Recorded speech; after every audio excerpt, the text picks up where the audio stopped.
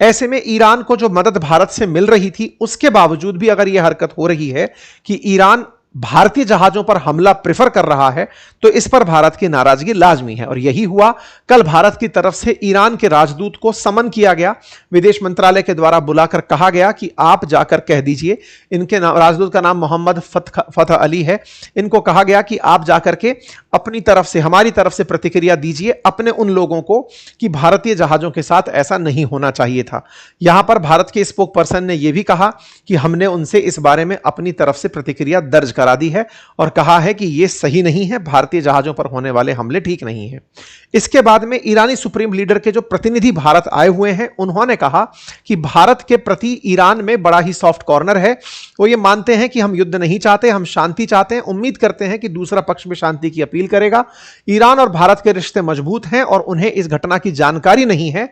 हम उम्मीद करते हैं कि सब ठीक होगा और मामला सुलझ जाएगा। ऐसा कहते हुए जो ईरान के सुप्रीम लीडर के यहां पर प्रतिनिधि डॉक्टर अब्दुल मजीद हकीम हैं, उन्होंने न्यूज एजेंसी को यह बात बोलते हुए कहा कि भारत और ईरान लंबे समय से साथ रहे हैं और आने वाले समय में भी एक दूसरे के साथ रहने वाले हैं।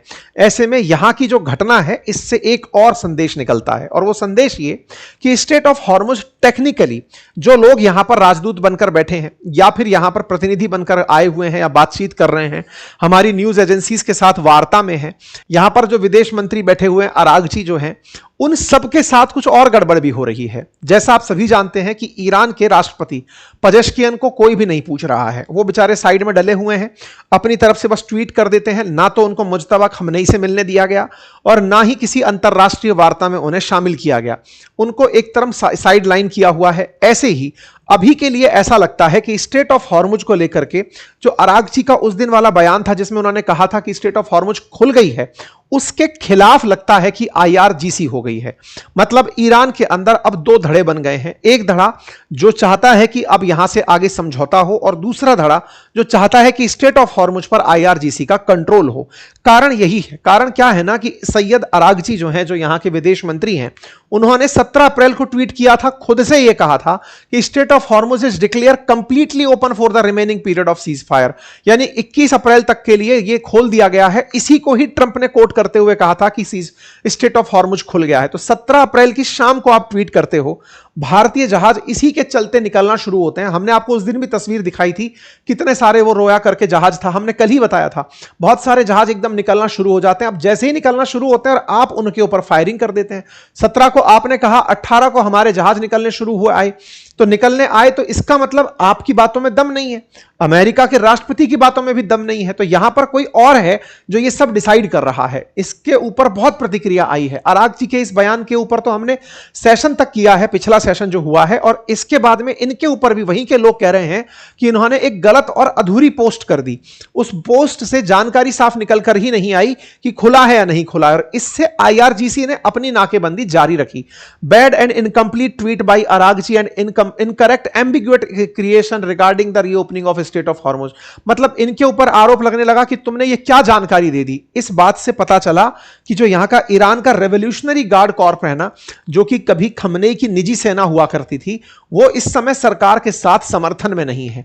आपको याद होगा शुरुआत में ही अरागची ने एक बयान दिया था और कहा था अपनी तरफ से कि भाई हमारे देश में इस समय सारी स्थितियां जो हैं वो हमारे कंट्रोल से बाहर चली गई हैं। सरकार ने शुरुआत में ही कहा था कि आईआरजीसी ने अपने हाथ में कंट्रोल ले लिया है। आप सुप्रीम लीडर को मार दिए, उनके बाद के लीडर को मार दिए, तो अब वो हमारी सुन नहीं रहे हैं। और ये बात अब यहां पर आती हुई दिखी। आईआरजीसी और सरकार के बीच में सामंजस्य नहीं है। कहा जा रहा है कि इन दोनों के बीच बात बिगड़ने का बड़ा कारण यह है कि आईआरजीसी चाहती है कि वार्ता करने जब जाओ तो गालिबाफ और अरागची के अलावा एक आदमी आईआरजीसी का और लेकर जाओ। इसके चलते आईआरजीसी नाराज है कि आप जो बातचीत करने जैसे पाकिस्तान गए या कहीं भी गए, हमको लूप में क्यों नहीं ले रहे हो। और इसके चलते उनका बना बनाया जो सिस्टम है वो पूरी तरह से अब इस समय सरकार विरोधी हो गया है और आईआरजीसी के द्वारा सरकार के फैसलों के खिलाफ काम कर दिया जा रहा है।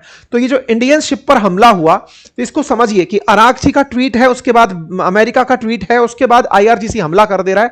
ये बताने का प्रयास है कि हम अलग हैं। अब ये कौन है आईआरजीसी साहब, इसको भी भी थोड़ा सा समझ लेते हैं।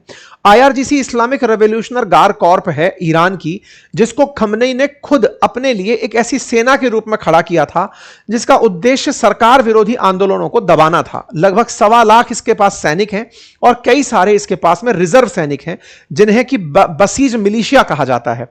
जरूरत पड़ने पर यह सेना का काम करते हैं, यानी कि 1.25 लाख तो पूरे टाइम ऐसे सैनिक इनके पास रहते हैं जो सेना से अलग हैं। आईआरजीसी सेना नहीं है, यह सुप्रीम लीडर की सेना है, यानी कि खमनेई की सेना है। और खमनेई अब जब नहीं है तो मुज्तबा खमनेई की सेना है, यह पद के लिए वफादार है। बाहुबली के अंदर यह कटप्पा वाली सेना है। ऐसे में आईआरजीसी जो है ना वो ये 6 हिस्सों में बटी होती है। इनका काम मतलब बड़े हिस्सों में है, जैसे एयरफोर्स को ऑपरेट करना, ग्राउंड फोर्स को, नेवी को, ये तमाम प्रकार के काम करती है। एक तरह से सेना से अलग होकर सुपर सेना की तरह काम करती है और इसका उद्देश्य यही है कि अंतरराष्ट्रीय स्तर पर ईरान की सुप्रीमेसी को कायम रखे। कुद फोर्स ईरान के दुश्मनों के खिलाफ लड़ने वाले ग्रुप्स को ट्रेनिंग और हथियार देती है। इनके अंदर अलग अलग काम है जो ये इस समय करते रहते हैं। तो ऐसे में आईआरजीसी सरकार के उलट है, यानी कि इलेक्टेड गवर्नमेंट के साथ नहीं चल रही है और वो अपने फैसले खुद ले रही है, ऐसा लग रहा है।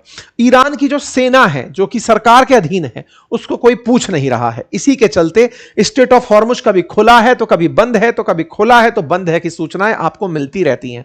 इसके बावजूद आज भी स्थिति बनी हुई है कि ईरान का कोई भी अपडेट किसी के काम का नहीं है, अमेरिका का कोई भी अपडेट फिलहाल काम का नहीं है। अब देखते हैं आगे क्या होगा। बाकी आप लोगों को क्या लगता है, आपके हिसाब से भविष्य इसका किस तरफ जा रहा है? अपनी राय भी कमेंट बॉक्स में रखिएगा। प्यारे साथियों, जहां आप मुझे सुन रहे हैं उसके नीचे एक सब्सक्राइब का बटन दिया हुआ है, जिसे दबाने में कोई खर्च नहीं आता। आपका समय लगता है 2 सेकंड का, लेकिन आपकी ये 2 सेकंड की कीमत हमारे लिए हौसला बनती है। अगर आप इस छोटे से काम को करते हुए आगे बढ़े तो ये हमारे लिए बहुत ही सकारात्मक रहेगा, हमारे हौसले को बढ़ाएगा, हम आप तक और अच्छा काम लेकर पहुंचेंगे, ये और सुनिश्चित करेगा।